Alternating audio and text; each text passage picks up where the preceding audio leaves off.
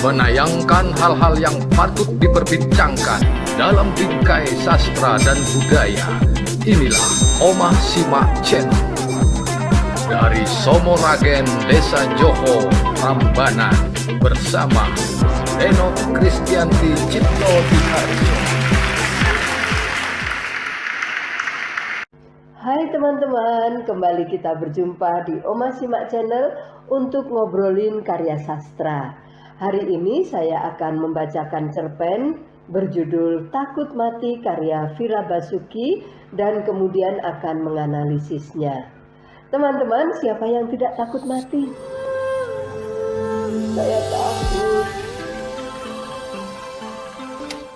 Saya memilih cerpen ini sebab ceritanya mampu menggetarkan, mengaduk-aduk perasaan, sekaligus mengajak kita untuk merenung dan berpikir tentang kematian dan kehidupan. Baik teman-teman, inilah ceritanya.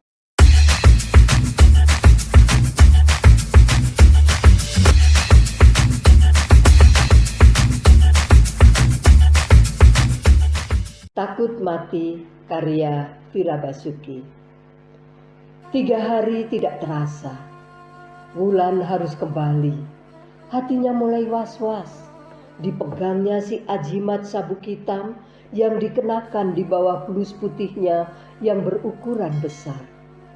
Apalagi cuaca sangat tidak menentu.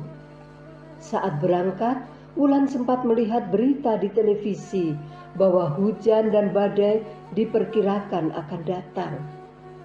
Wulan mulai sedikit takut. Di pesawat, Wulan memegang perutnya erat-erat. Di balik blusnya, Wulan tahu ia membawa ajimat yang berilmu berat, yang katanya tak akan membiarkan kematian datang cepat-cepat.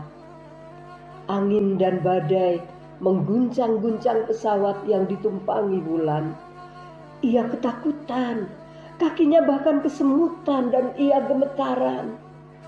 1 jam lebih di dalam kabin pesawat, terkocok-kocok seperti telur dalam adonan. Aku tidak mau mati. Tidak mau mati. Jangan mati, jangan sampai mati, jerit Wulan dalam hati. Ketika akhirnya tanah Jakarta dilihatnya dan pesawat mendarat dengan selamat, Wulan bernapas lega. Ternyata aku tidak mati dan bisa menikmati hari ini, katanya sendiri. Di dalam taksi, Wulan terus memegang perut dengan ajimat di balik blusnya. Wulan yakin akan sampai di rumah. Wulan yakin bisa melihat suami dan anaknya tersenyum ramah. Namun, ketika taksi berhenti di dekat rumahnya, Wulan berasa heran. Ada apakah? Bukankah jalannya aman dan tidak bermasalah? Ada apa, Pak? Entah, Bu. Sepertinya jalannya ditutup. Kenapa ya, Pak?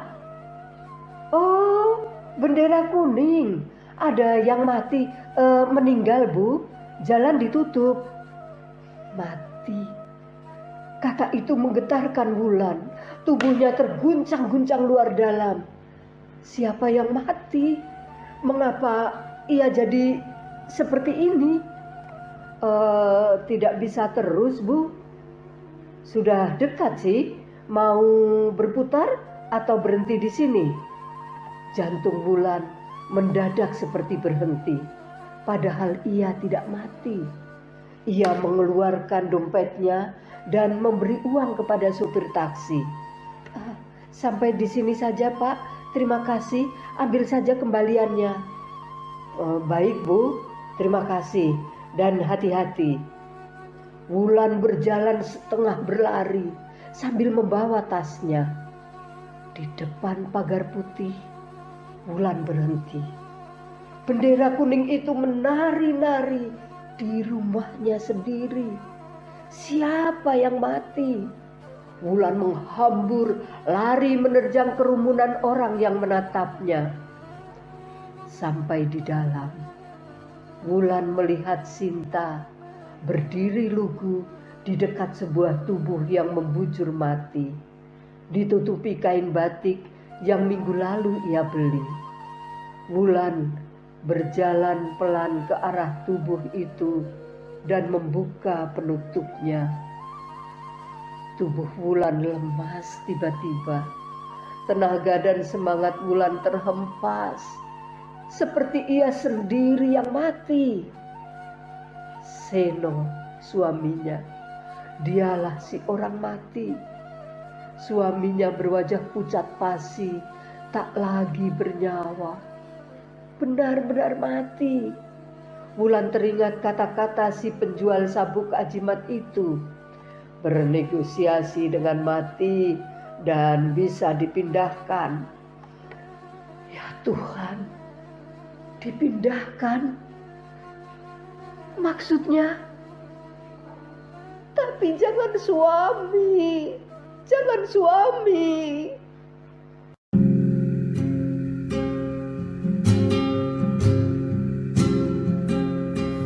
Terus berpacu melawan waktu yang menggores kening, menghadang malam di ujung senja, menolak ajal tiba, hari pun tanggal,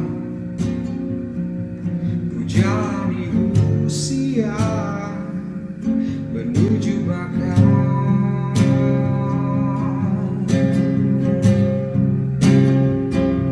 Lonceng bergema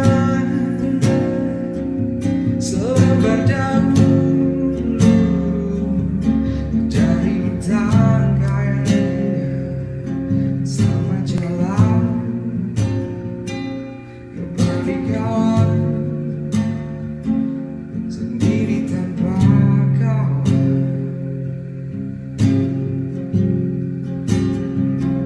Satu persatu bulan aku meringkuk,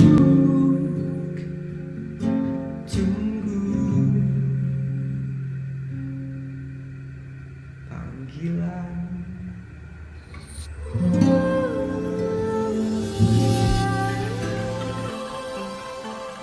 Begitulah teman-teman cerita pendek karya Vira Basuki berjudul Takut Mati. Benar sekali, walaupun manusia menyadari bahwa kematian suatu hari pasti datang menjemput, namun selalu kematian menimbulkan rasa takut dalam diri makhluk hidup. Demikian menakutkan kata mati itu, sehingga secara naluriah manusia berusaha menghindarkan diri dari sergapannya. Banyak cara dilakukan, misalnya dengan memprioritaskan kesehatan, hidup dengan pola yang sehat, dan sebagainya, karena manusia yakin penyakit adalah pintu gerbang kematian.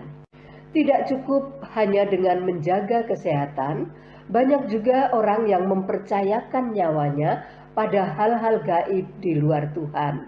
Itulah sebabnya masyarakat dengan budaya tertentu percaya pada kesaktian dukun dan membeli bermacam-macam ajimat sebagai tameng penolak kematian. Rupanya budaya seperti itulah yang disorot oleh Vira Basuki dalam karya yang kita bicarakan ini. Wulan, karakter utama, merupakan gambaran manusia yang belum siap menghadapi kematian. Ia menggantungkan harapan hidupnya pada keampuhan ajimat yang kata si dukun dapat menjauhkan dirinya dari jangkauan tangan malaikat maut. Dikisahkan sebelum pulang ke Jakarta, Wulan menemui dukun dan ia membeli ajimat yang dapat meloloskannya dari kematian. Begitulah Wulan mempercayakan hidupnya pada sabuk ajimat itu yang ia pakai selama dalam perjalanan. Itu dipakai sebagai sabuk di balik blusnya. Dalam hal ini tampaknya Vira Basuki bermaksud memberikan gambaran bahwa dalam kehidupan masyarakat, kepercayaan pada hal-hal yang bersifat gaib dan mistik itu masih ada dan terus berkembang. bahkan di era modern sekarang ini. Penulis memanfaatkan budaya seperti ini sebagai setting atau latar ceritanya. Ternyata tidak sekadar menandai tempat dan waktu terjadinya peristiwa, setting budaya dalam cerpen ini juga berperan sebagai sumber konflik yang melilit tokoh utama. Wulan yang mempercayai kekuatan gaib sabuk ajimat itu memakainya sepanjang penerbangan untuk mengatasi paranoidnya terhadap kematian. Dengan ajimat itu, ia yakin terhindar dari kecelakaan yang dapat saja terjadi dan merenggut nyawanya. Hal ini tampak pada baris ke-15 dan 16 yang berbunyi seperti ini. Di dalam taksi, Wulan terus memegang perut dengan ajimat di balik blusnya. Wulan yakin akan sampai di rumah. Ajimat yang semula dipakai sebagai solusi konflik dan meredam ketakutan Wulan pada kematian, ternyata teman-teman, pada gilirannya justru menjadi sumber konflik baru di bagian akhir cerita, yaitu terjadinya kematian suami Wulan. Ternyata ajimat yang ia beli tidak benar-benar mencegah kematian dari area hidupnya, tetapi hanya memindahkan saja. Ini tepat seperti yang dikatakan sang dukun pada baris ke-39 yang berbunyi begini. Bernegosiasi dengan mati dan bisa dipindahkan. Dari yang telah saya uraikan, dapat kita simpulkan bahwa setting budaya dalam cerita ini sangatlah penting, teman-teman. Tidak hanya sebagai penanda waktu dan tempat saja, tetapi juga berperan dalam membangun konflik dan klimaks cerita. Selain itu, secara implisit latar budaya yang ditampilkan sangat erat kaitannya dengan tema serta amanat cerpen. Karya Takut Mati ini secara tidak langsung mendorong pembaca untuk merenungkan dan mempertanyakan kembali hal-hal yang berkaitan dengan adat istiadat dan budaya masyarakat, khususnya yang berhubungan dengan kepercayaan pada hal-hal yang bersifat gaib atau mistik. Kita dapat merenungkan, sungguhkah Wulan terhindar dari kematian karena kesaktian jimat itu? Betul jugakah bahwa meninggalnya suami Wulan itu merupakan keampuhan jimat dalam memindahkan maut? Nah, penggalian seperti ini akan menolong pembaca untuk lebih memahami moral cerita. Yaitu apa dalam cerpen ini, agar kita tidak tergoda untuk menyerahkan perjalanan hidup pada dukun-dukun. Terlepas dari benar tidaknya kesaktian suatu ajimat, lewat cerita ini pengarang menegaskan bahwa budaya seperti itu hanya akan merugikan manusia seperti yang dialami oleh Wulan ini.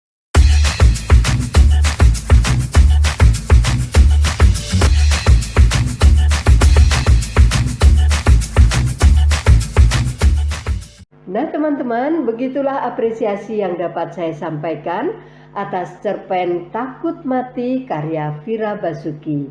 Jika teman-teman suka pada tayangan ini, silahkan like, tulis komentar, dan jangan lupa subscribe. Terima kasih teman-teman, sampai jumpa pada tayangan Omah Simak Channel berikutnya. Bye-bye. Terima kasih.